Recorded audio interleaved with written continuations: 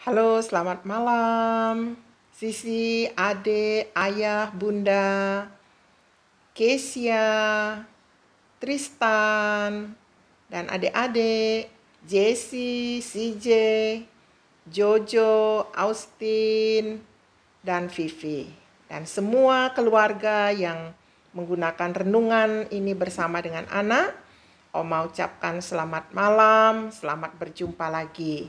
Oma lanjutkan cerita kita yang kemarin dalam tema air bah surut atau bumi tidak banjir lagi. Dari Kejadian pasal yang ke-8.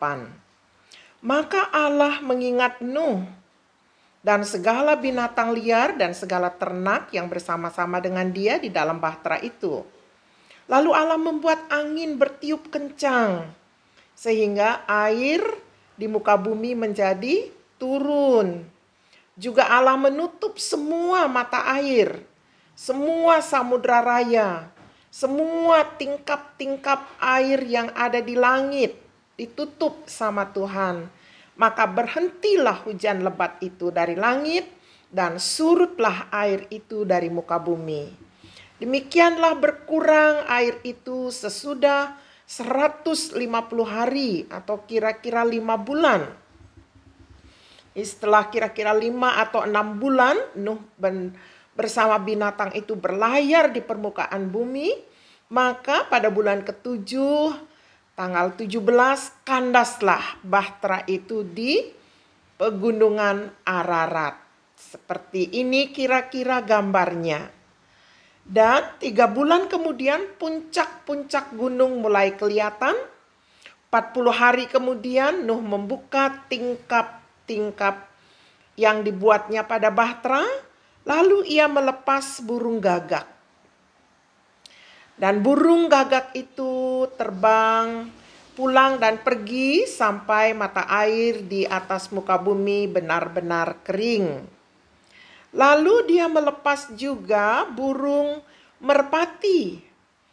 Namun burung merpati itu kembali lagi ke bahtera karena belum rupanya ada tumbuhan yang tumbuh tempat ia bertengger.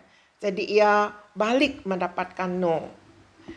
Kemudian 7 hari lagi dilepas lagi burung itu.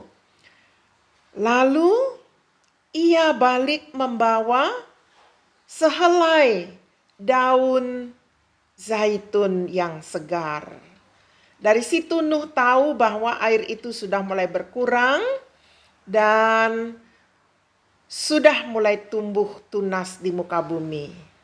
Dan 7 hari lagi burung merpati itu pun dilepas dan ia tidak kembali lagi. Artinya tumbuh-tumbuhan sudah mulai banyak dan ada tempat dia untuk bertengger.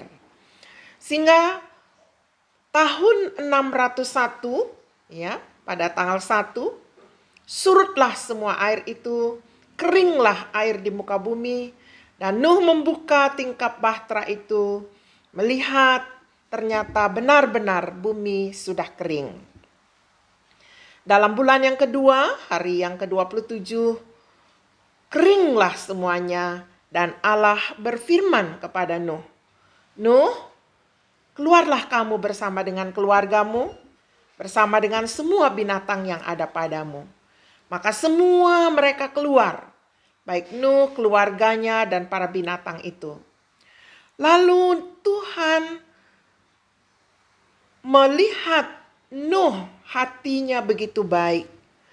Ia membuat mezbah. Ia kemudian mempersembahkan korban di atas mezbah itu. Ia mempersembahkan beberapa ekor burung yang tidak haram. Tuhan mencium bau korban Nuh sangat harum, sangat disukai Allah. Lalu Tuhan berpikir di dalam hatinya, aku tidak akan menghukum bumi lagi karena manusia. Sekalipun yang ditimbulkan dari hatinya adalah jahat dari sejak kecilnya. Aku tidak akan membinasakan lagi segala yang hidup seperti yang telah kulakukan ini. Selama bumi masih ada, takkan berhenti-henti musim menabur dan musim menuai, dingin dan panas, kemarau, hujan, siang dan malam. Demikianlah Tuhan menerima korban persembahan Nuh. Dia mendirikan mezbah, membakar korban di atasnya, sangat menyenangkan hati Tuhan. Apa yang Tuhan ajarkan kepada kita melalui kisah ini? Yang pertama, Tuhan sangat sayang kepada Nuh yang mau taat kepada Allah. Demikian juga Tuhan akan sayang kepada kita pada hari ini jika kita mau mentaati perintah-perintahnya. Yang kedua, Tuhan mengingat Nuh dan membuat air bah itu surut, sehingga Nuh dan para binatang itu bisa turun ke bumi dan berkembang biak. Demikian juga Tuhan selalu akan mengingat kita ketika kita mau mentaati Dia. Yang ketiga, Nuh membuat mezbah persembahan, membakar korban di atasnya.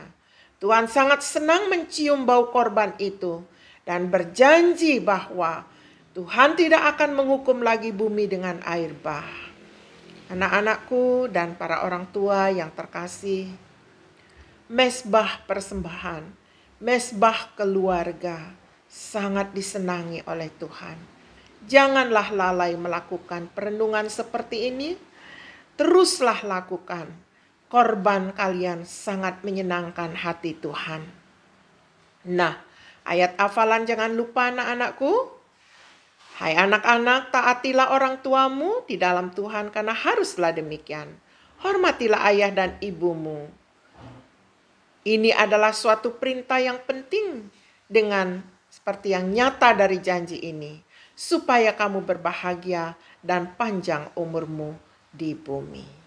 Jadi anak-anakku, ikutilah ayat ini, taati dan hormati orang tuamu, karena dari situ kamu akan berbahagia serta panjang umur di bumi. Sebelum berpisah, Oma akan berdoa buat kalian. Mari kita berdoa. Tuhan Yesus, berkatilah anak-anakku yang mendengarkan cerita ini bersama orang tua mereka. Berkatilah keluarga mereka. Biarlah mezbah perenungan mereka menjadi mezbah korban yang menyenangkan hati Tuhan, seperti Tuhan menerima korban Nuh. Dalam nama Tuhan Yesus. Amin.